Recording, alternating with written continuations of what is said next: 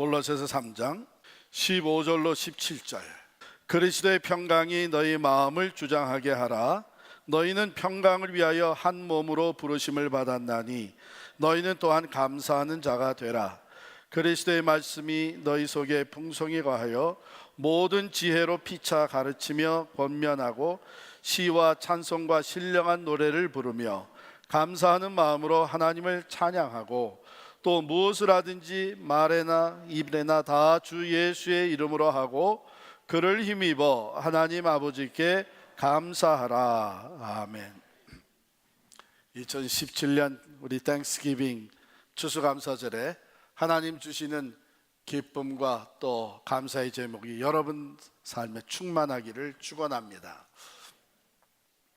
3년 전 2014년 한국에는 한국정책재단이라는 것이 설립이 됐습니다. 사회학자들을 중심으로 심포지움을 갖게 되었는데요. 창립 기념으로 가졌던 심포지움인데 거기 심포지움을 마치고 발표된 발표문에 보면 이런 제목입니다.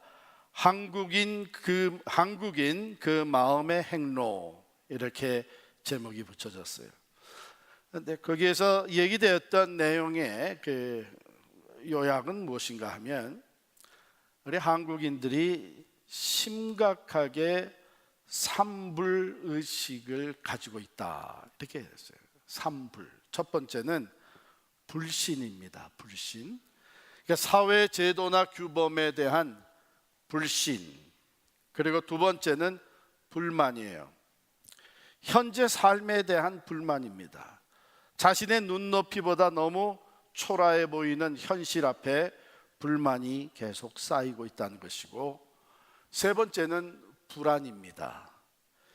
내일을 생각할 때에 미래에 대한 대책이 안 보이는 거예요. 그래서 불안이 계속 쌓여져 가고 있다. 이런 연구조사 발표를 들으면서 그것이 이렇게 연결이 되는구나 하는 생각을 여러분 자연스럽게 하실 겁니다. 우리 대한민국이 OECD 가입 국가 중에서 자살률이 1위라고 하죠. 또 수많은 사람들이, 젊은이들도 우울증에 시달리고 있는 사회라고 합니다. 그러니까 불신, 불만, 불안, 자연스럽게 불평이 늘어가고 원망이 더해지고 정신적으로 또 영적으로 이렇게 쇠퇴해 가고 있는 그런 현상이라고 하는 것이죠. 불평과 불만이라고 하는 것은 뭔가 내가 원하는 것이 채워지지 않아서 생기는 것 아니겠습니까? 그런데 참 위험한 것은 이 한 사람에서 나오는 불평과 불만이 전염병과 같이 퍼져나간다고 하는 것입니다. 특히 요즘 같은 사회에서는 그 소셜 컴퓨팅 때문에 바로 순식간에 전국적으로 또는 전 세계적으로 이 불평과 불만의 얘기가 퍼져나가고, 한 기업이 흔들리는 것은 순간적으로 일어날 수 있는 사건이 되어버리고 말았습니다. 그런데 그것이 그런 기업들, 고객들에 대한 얘기뿐만 아니라 우리 삶에 너무나 자연스럽게 자리 잡고 있는 것이 이 불평과 불만 아닌가 생각합니다.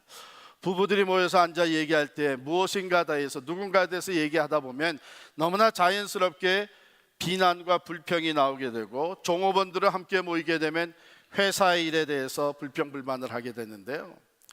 제가 오래전에 이미 이런 얘기를 들었습니다. 한국에서 서울의 큰 교회 부목사들이 같이 모인 거예요, 중국집에.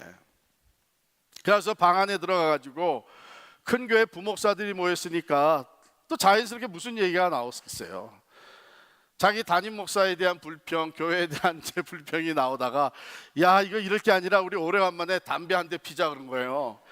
그래가지고서는 담배를 사오라 그랬는데 종업원에게 담배 사오라 그랬는데 담배값을 모르는 거야, 이 사람들이. 그래가지고 간첩 신고가 들어가서 그 부목사들이 다 경찰서에 붙들려 갔습니다. 근데 그 경찰서에서 뭐라 그랬냐면 담임 목사님이 와서 데려가지 않으면 안 된다. 그래가지고 그 서울의 큰교회 목사님들이 가서 부목사들을 끄집어냈다는 거예요. 이것은 세상 사람들이나 우리 그리스도인들이나 어쩌면은 우리가 조심하지 아니하게 되면 이 불평 불만은 우리 삶에 깊이 자리 잡게 됩니다. 여러분, 그 유치원생들의 가장 큰 불만이 뭔지 아세요? 불평이? 유치원생들 낮잠 자라는 거래요. 난 자기 싫은데 시간이 되면 다 낮잠 자라고. 초등학생들은 선생님이 숙제를 너무 많이 내준다. 그게 가장 많은 불평이고요. 청소년들은 뭐든지 못하게 한다. 우리 부모님은 뭐든지 못하게 한다. 그게 가장 많은 불평이에요. 엄마들은 어떻습니까? 야, 이 녀석아 언제까지 잔소리해야 아침 이불 갤 거냐? 아빠들은 어때요? 일주일 내내 뼈 빠지게 일했는데 주말에 내가 이런 일까지 또 해야 되냐? 이러면서 불평이 더해가죠. 누군가 이런 얘기를 했습니다. 하나님께서 6일 동안 천지를 창조하시고 제7일째 안식하신 후에 제8일째부터 인간의 불평을 다루기 시작하셨다 그래요.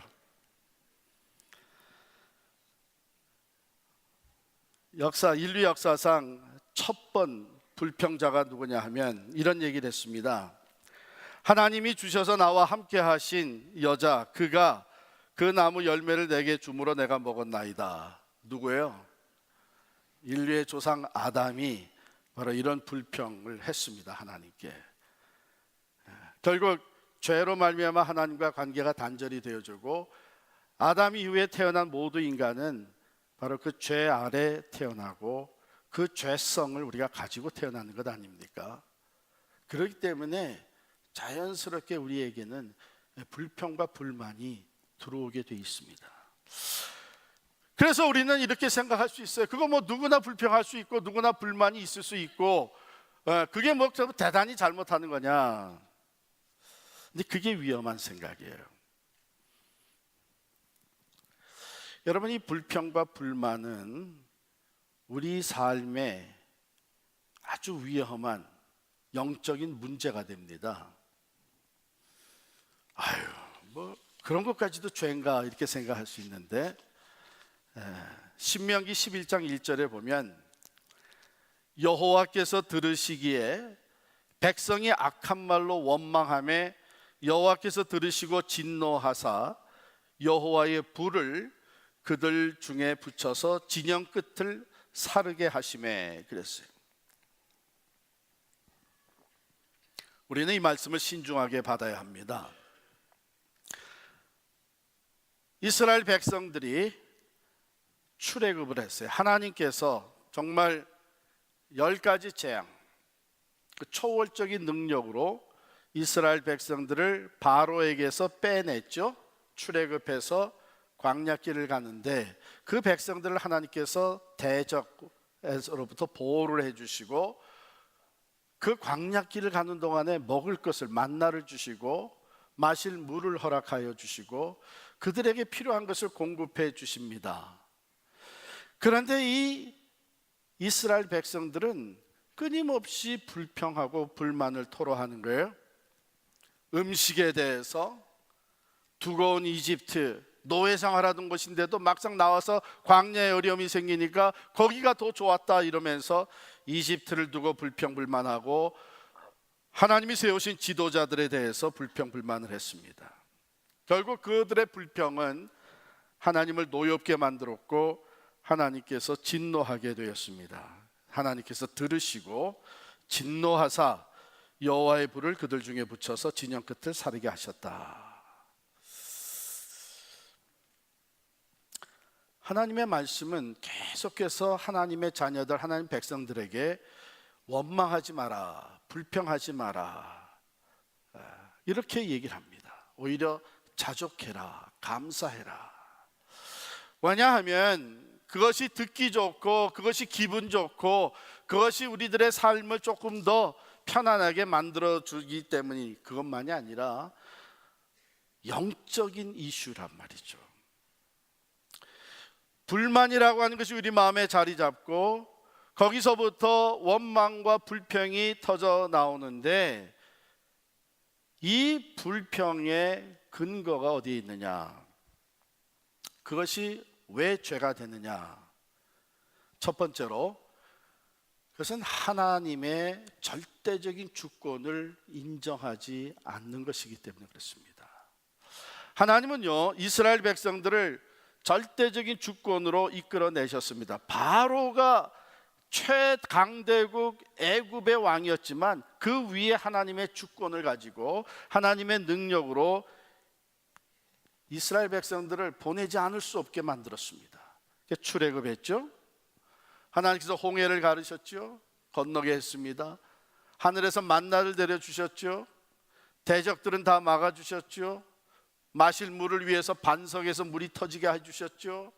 이 모든 하나님의 완전하신 주권 가운데 이루어지면서 약속하신 대로 이제는 젖과 꿀이 흐르는 약속의 땅, 가나안 땅에 이르게 되게 돼 있었는데, 이스라엘 백성들은 불평과 불만을 토해냅니다. 내가 원하는 대로 안 된다고, 내가 기대했던 대로과는 현실이 다르다고, 내 마음에 들지 않는다고. 이것은 뭐냐면 그 모든 것을 계획하시고 전능하신 능력으로 이끌어 가시는 하나님의 그 절대적인 주권을 인정하지 않는 것이 되는 거예요. 그렇기 때문에 이게 신앙생활에, 영적인 생활에 아주 위험한 문제가 됩니다. 두 번째로는 이 불평과 불만이 죄가 되는 이유는 공동체를 깨뜨리는 역할을 합니다. 크리스천 유니티를 깨뜨리는 역할을 해요. 가정에서 불평과 불만이 쌓여지고 그것이 결국은 표면으로 올라오고 그것이 서로에게 상처를 주기 시작할 때에 가정이 깨지게, 교회가 분열이 됩니다. 하나님이 하나 되게 하신 것을 깨뜨리는 역할을 하기 때문에 이것은 위험한 죄가 됩니다. 한 사람이, 한 가정이 불평과 불만으로 쌓여지면서 이것은 또 번져나가요. 아까도 말씀드렸지만 번져나갑니다. 우리 이런 데서는 잘 요즘 느끼지 못하지만 선교지, 유카탄이나 과테말라 선교지에 가게 되면은 이렇게 개가 많아요. 개가 동네에 돌아다니는 개도 많고 집에서 기르는 개도 있는데, 가끔 가다가 그 개 짖는 소리에 잠을 깨게 됩니다. 새벽에. 그 어떻게 시작이 되냐면 개 한 마리가 짖어대기 시작하면은 그 동네 개가 다 짖는 거예요. 이런 식으로 불평과 불만은 퍼져나갑니다. 그래서 크리스천 유니티, 하나 되게 하는 것을 파괴하는 역할을 하기 때문에 이건 죄가. 이 이스라엘 백성, 출애굽한 백성들이 바로 이 불평과 불만이 나옴으로 말미암아 분열이 되기 시작했던 것을 우리는 출애굽기서에서 잘 보고 있습니다. 세 번째로 불평과 불만, 우리 그리스도인들의 불평과 불만은 그리스도인의 증거를 잃어버리게 만듭니다. 즉 영향력을 상실하게 만듭니다. 빌립보서 2장 14절 말씀을 읽어드리겠어요. 모든 일을 원망과 시비가 없이 하라. 15절에 가면 이는 너희가 흠이 없고 순전하여 어그러지고 거스르는 세대 가운데서 하나님의 흠 없는 자녀로 세상에서 그들 가운데 빛들로 나타내며 생명의 말씀을 밝혀 나의 다름질이 헛되지 아니하고 수고도 헛되지 아니하므로 그리스도의 날에 내가 자랑할 것이 있게 하려 함이라 그랬어요. 간단히 요약을 해서 말씀드리면, 그리스도인이 성도가 된 너희가 불평과 불만, 원망과 시비로 생활을 하게 되면 주변에 있는 사람들이 어떻게 보겠냐 하는 그런 얘기입니다.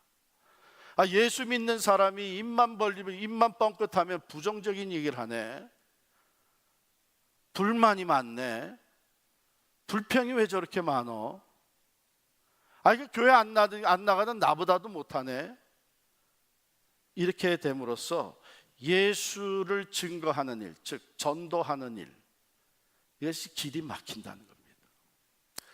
그런데 그 반대로 힘들고 어려운 비즈니스 가운데서도, 회사 생활 속에서도 열악한 환경 속에서도 우리 조금만 더 힘냅시다. 우리가 조금 더 인내합시다. 내가 조금 더 도와줄게요. 서로 배려하면서, 그래도 이런 가운데 참 우리가 먹는 건 걱정할 수 없이 하지 않아도 되니 얼마나 감사합니까? 이러면서 불평과 불만이 아니라 여유를 가지고 감사를 얘기하고 인내를 보여주고 화평을 조성하고 하게 되면 자연스럽게 주변에 있는 사람들 역시 예수 믿는 사람이 다르네, 뭔가 믿는 바가 있으니까 우리랑 좀 다르구나, 이렇게 예수 그리스도의 증거가 살아나는 거죠. 그래서 이게 죄가 됩니다. 여러분, 우리 기독교, 우리 신앙의 가장 핵심적인 것 세 가지를 제가 얘기를 했어요. 그 첫 번째가 만물의 창조주가 되시고 완전한 주관자가 되시는 The Sovereignty of God, 하나님의 절대적인 주권을 얘기를 했습니다. 그리고 크리스천 유니티를 말씀을 드렸습니다. 한 하나님, 한 그리스도, 한 성령, 한 믿음, 한 공동체, 이래서 하나 되게 하신 것이 하나님의 목적이고 하나님의 뜻입니다. 그리고 우리에게 주어진 사명은 예수 그리스도를 증거하는, 전하는 사명이 주어졌습니다.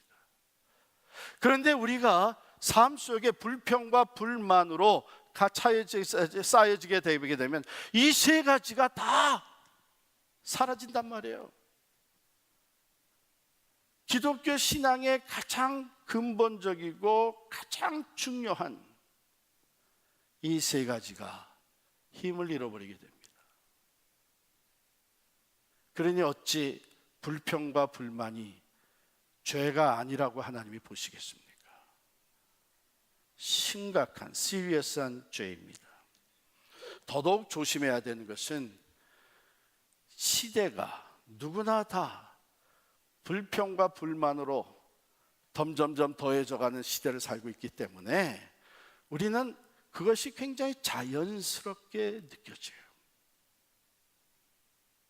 그래서 A.W. 토저라고 하는 현 시대의 선지자로 불리워졌던 목사님은 이런 말씀을 했습니다.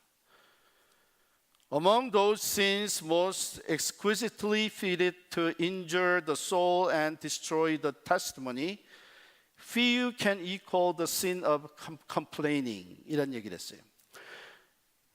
오늘날 영혼을 파괴하고 전도를 방해하는 일 위해 가장 절묘하게 만들어진 죄 중에 불평하는 죄만한 것은 없다. 그랬어요. 가장 절묘하게 영혼들을 파괴하고 관계를 깨뜨리고 예수 그리스도의 증거를 방해하기 위해 만들어진 죄는 컴플레이닝이라는 거예요. 불평이라는 겁니다. 불평과 불만은 심각한 영적 문제입니다. This is serious spiritual problem. 그래서 오늘 본문 말씀 우리에게 이렇게 얘기합니다. 그리스도의 평강이 너희 마음을 주장하게 하라. 원망과 불평과 불만이 아니라 그리스도의 평강이 우리의 마음을 주장하게 될 때에 불평 불만이 사라집니다. 너희는 평강을 위하여 한 몸으로 부르심을 받았나니 너희는 또한 감사하는 자가 되라. 그리스도의 말씀이 너희 속에 풍성히 거하여 모든 지혜로 피차 가르치며 권면하고 시와 찬송과 신령한 노래를 부르며 감사하는 마음으로 하나님을 찬양하고 또 무엇을 하든지 말에나 일에나 다 주 예수의 이름으로 하고 그를 힘입어 하나님 아버지께 감사하라. 15절, 16절, 17절 각 절에 감사라고 하는 단어가 등장을 합니다. 15절에는 감사하는 자가 되라. 16절에는 감사하는 마음으로 하나님을 찬양하고 즉 예배하라. 감사하는 마음으로 하나님 예배하라. 17절에는 모든 일에 말과 일에 있어서 하나님께 감사하라. 사도 바울은 또 다른 서신 데살로니가 전서에서는 범사에 감사하라 이렇게 가르치고 있습니다. 왜냐하면 불평과 불만은 심각한 영적 문제가 되기 때문입니다. 근데 여러분 잘 들으시기 바랍니다. 뭐 감사할 만한 일이 있으면 뭐 얼마든지 감사하지. 그런데 뭐 그런 일이 요즘 뭐 있나 이렇게 얘기할 수 있어요. 하나님의 말씀은 일이 잘 되면 감사하고 일이 안 되면 불평해도 좋고, 소원한 대로 이루어지면 감사하고 소원한 대로 안 됐으면 뭐 자연스럽게 불만과 불평을 얘기하고, 그렇게 얘기한 게 아니라 감사하는 자가 되라 그랬습니다. 이것은 우리의 존재 자체가 감사의 사람이 되는 겁니다. 그러니까 이것은 우리가 의지적으로 결단하고 노력하는 것을 필요로 합니다. 물론 하나님이 도와주시죠. 그러나 우리가 의지적으로 그렇게 하라고 하는 명령이거든요. 여러분, 우리는 신앙생활을 하면서 어떤 영적인 갈등, 신앙생활의 그 문제, 어려움이 닥치게 되면 우리가 어떻게 배웠어요? 그럴 때마다 우리는 먼저 예수 그리스도를 바라봐야 된다. 왜냐하면 예수 그리스도께서 우리의 신앙생활의 모델이 되실 뿐만 아니라 그는 또 우리의 믿음을 도우시는 분이십니다. 그래서 믿음의 주요 또 온전케 하시는 이인 예수를 바라보라 이렇게 얘기를 합니다. 이 감사의 문제에 있어서 내가 이 세대, 불만의 시대를 살아가면서 어떻게 감사하는 사람이 되어질 수 있을지, 감사하며 살 수 있을지, 이 갈등을 놓고 우리는 또한 예수 그리스도를 바라봐야 합니다. 예수님은 어떻게 감사하며 살아셨는가? 사실 여러분, 예수님의 삶을 보게 되면요, 감사하기가 참 어려운 삶이셨어요. 태어날 때부터 말구 위에 양, 소, 가축들이 먹는 여물통, 거기에 태어나셨어요. 요즘 만약에 그런 데서 출생을 하게 되면 그게 일생 동안 상처가 될 수 있습니다. 그렇죠? 가난한 가정에 태어났습니다. 교육을 제대로 받을 수가 없었습니다. 젊어서 일찍이 아버지가 돌아가셨기 때문에 가정을 책임져야 되는 그런 무거운 짐이 있었습니다. 하나님의 일을 위해서 나서셨을 때에 말씀을 가르치고 진리를 행하고 하나님의 사랑을 베풀고 하나님의 능력을, 기적과 표적을 보여줄 때 사람들이 많이 따르는 것 같았지만 한편에서는 말할 수 없는 비난과 핍박이 들어왔습니다. 결국은 예수를 죽이겠다고 하는 사람들이 설치기 시작을 했습니다. 그는 억울하게 죄를 뒤집어 쓰고 붙잡혀가고 십자가에 달려서 사형수로서 죽음을 당했습니다. 여러분, 그 예수님의 일생을 보게 되면 불평과 불만이 얼마든지 터져 나올 수 있는 그런 삶이셨습니다.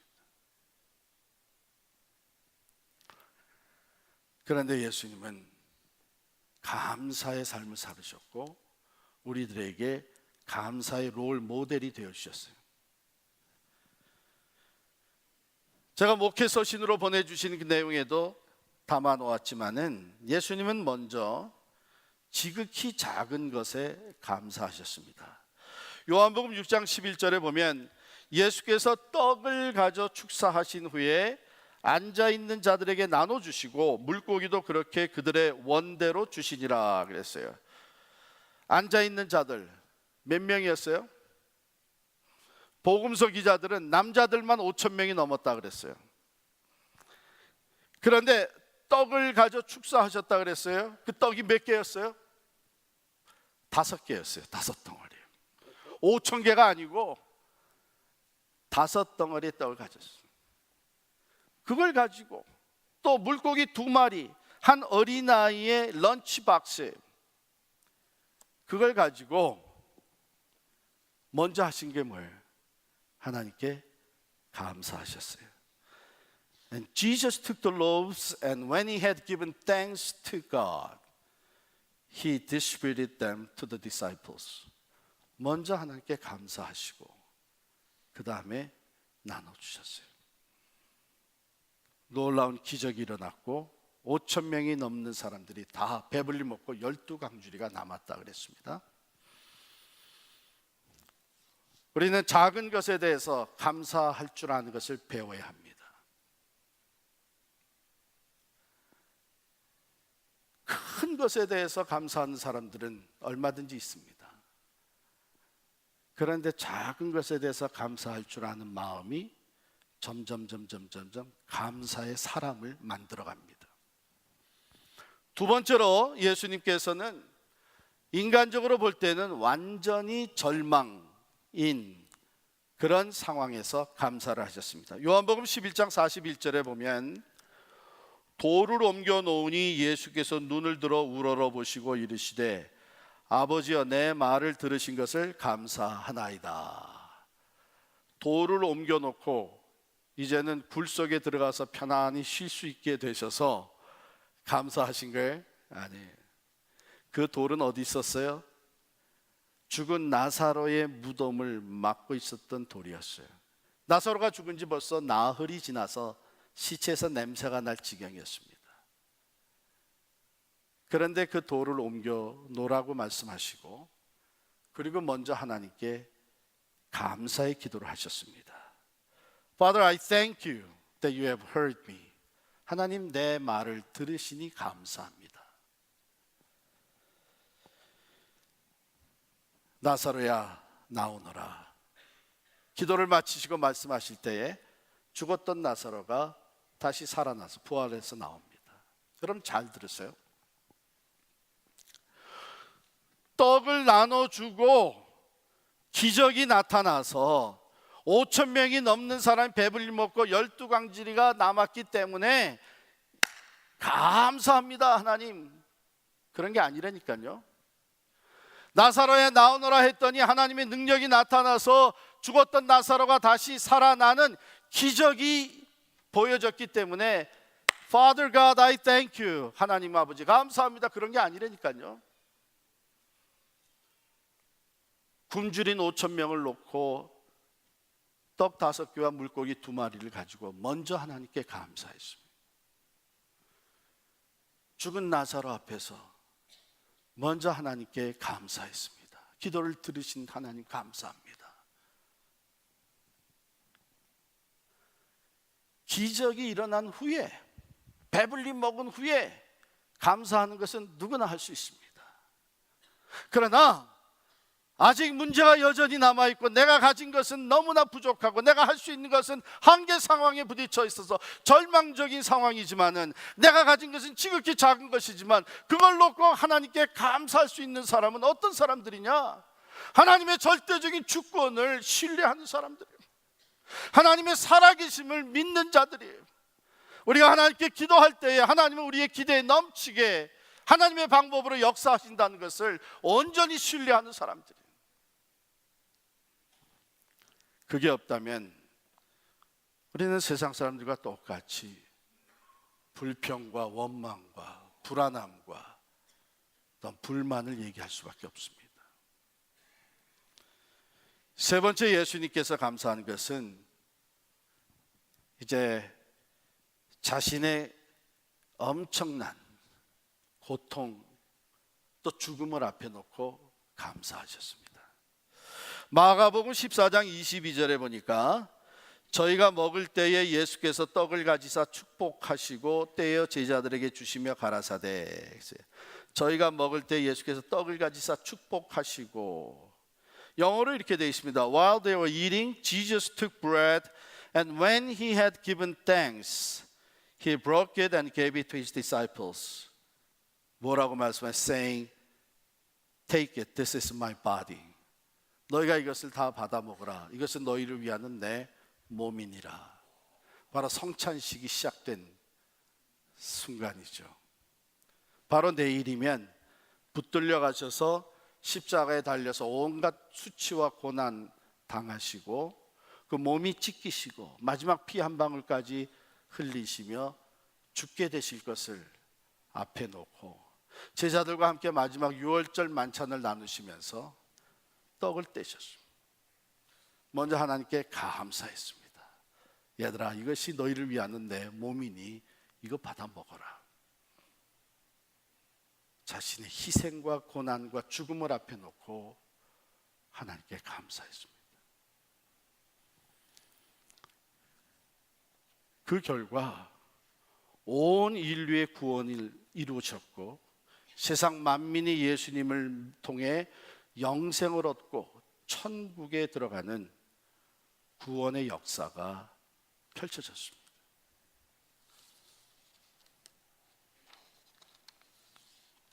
그것이 우리 믿는 자들의 감사입니다.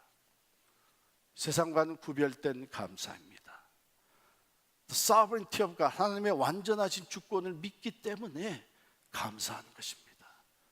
작은 것에도 하나님의 함께 하심을 믿고 절망적인 상황 속에서도 하나님의 살아계심을 신뢰하고 내가 희생을 치르면서도 하나님이 이것을 통해 합력하여 선을 이루어 주실 것을 확신하기 때문에 감사가 나오는 것입니다.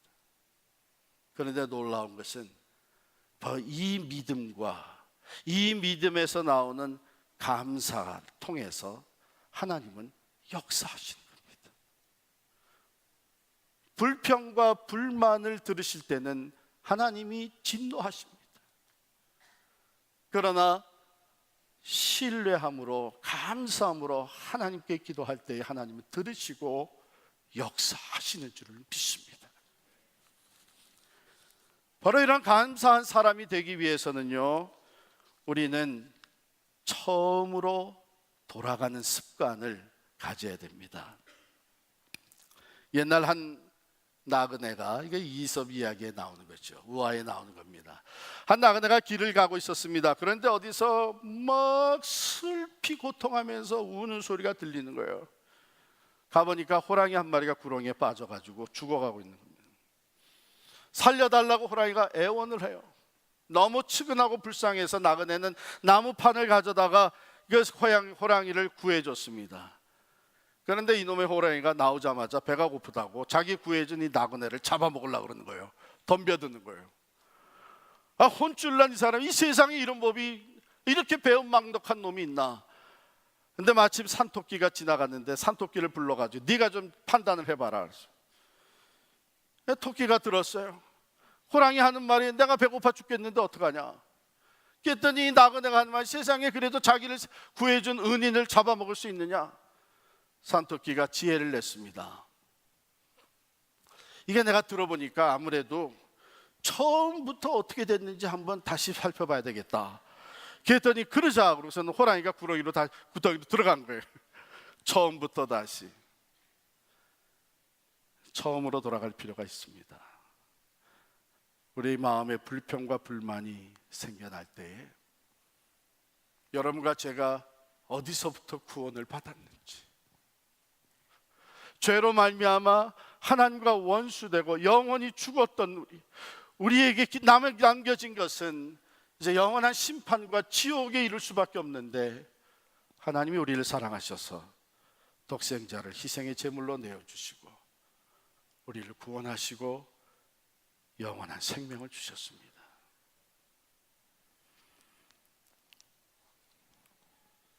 뿐만 아니라 하나님의 자녀된 우리들에게 날마다 필요한 것을 공급하시며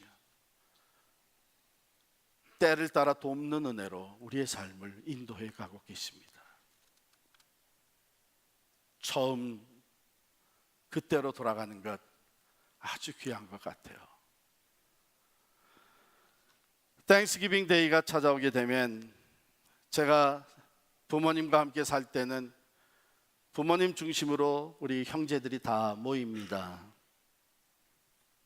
그러면 의뢰의 그 자리에서 나온 얘기가, 야, 얼마나 감사하냐. 우리 맨 처음에 시카고로 이민 왔을 때에 그때 생각나지? 그렇습니다. 부모님 모시고 6식구가 원베드룸 아파트에서 이민 생활을 시작을 했습니다.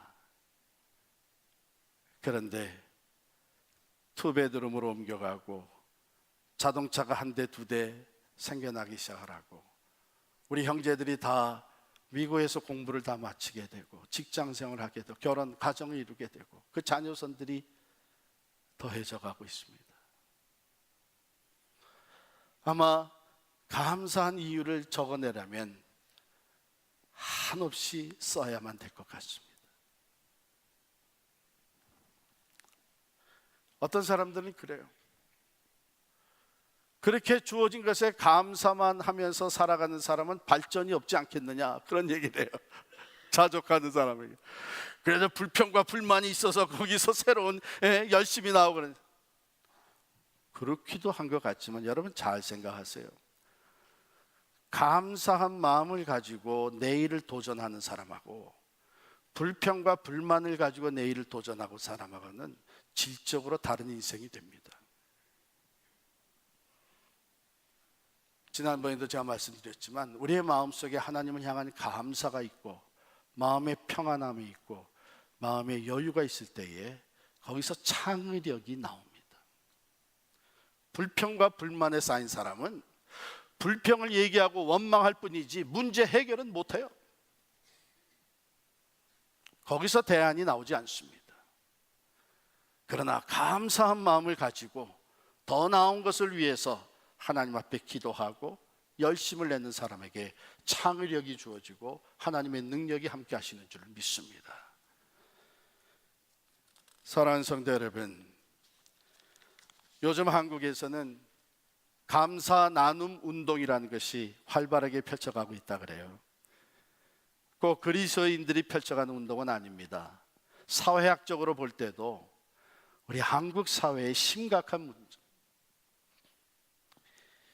이 삼불의식, 불신과 불만과 불안, 이것을 극복하기 위해서는 우리 마음에 감사가 있어야 된다 해가지고 작고 큰 일에 감사 편지 쓰고 감사를 나누고 하는 감사 나눔 운동이 저는 아주 배예요. 긍정적인 것이라 생각됩니다. 우리도 한번 해야 되지 않겠어요? 이제 5일 지나면 땡스기빙 데이가 찾아오고 가족들이 모이게 됩니다. 오늘부터 시작해서 매일 하루에 3가지씩만 여러분이 감사한 것을 적어보세요. 그럼 목요일이 되게 되면 15개가 나올 겁니다. 터키를 앞에 놓고 둘러앉았을 때에 우리 가족들이 돌아가면서 한 사람이 자기가 적은 15개의 감사의 제목을 함께 나눠보면, 야, 나는 무엇보다도 지금까지 내 엄마랑 같이 살고 있는 것이 정말 감사하다. 너희들이 건강하게 사회생활하는 거 보니까 감사하다. 오늘도 우리에게 이렇게 풍성한 음식이 주어져서 감사하다. 이번에 너는 정말 못 올 줄 알았는데 이렇게 마다하지 않고 와줘서 정말 감사하다. 우리 삶 속에 감사한 것을 적어내라면 한이 없습니다. 그것을 가족들이 돌아가면서 나누면 놀라운 기적이 일어날 것입니다. 아마 지금까지 가졌던 그 어떤 땡스기빙 데이 리유니언보다 가장 기쁨과 행복이 넘쳐나는 땡스기빙 데이가 될 줄을 믿습니다. 사랑하는 성도 여러분, 감사하는 자가 된다고 하는 것은 감사의 덕을 갖춘 인격이 되는 것은 하루아침에 일어나는 것이 아니죠. 우리가 늘 얘기하는 대로 사람이 생각을 심으면 행동이 나오고 행동을 심으면 습관이 나오고 습관을 심으면 인격이 나옵니다. 생각, 본래 think라는 단어는 think라고 하는 단어에서부터 파생됐다고 합니다. 하나님이 베풀어 주신 은혜를 새겨보고 생각하고 그것을 말로 행동으로 감사를 표현하고 그것이 우리 일상생활에 반복되어서 습관이 되어질 때에 우리는 감사하는 자가 될 줄을 믿습니다.